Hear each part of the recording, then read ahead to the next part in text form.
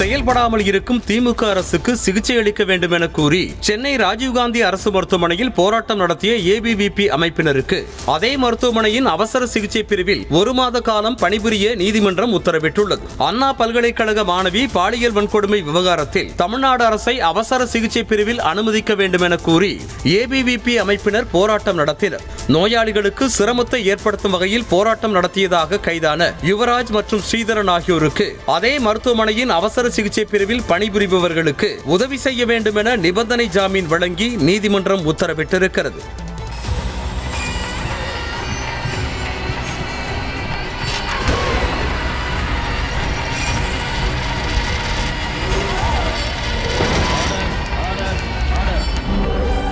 நிகழ்தகவு குற்றங்களின் மறுபரிமாணம் நாள்தோறும் இரவு 10 மணிக்கு இணைந்திருங்கள் நமது நியூஸ் தமிழ் தொலைக்காட்சியோடு.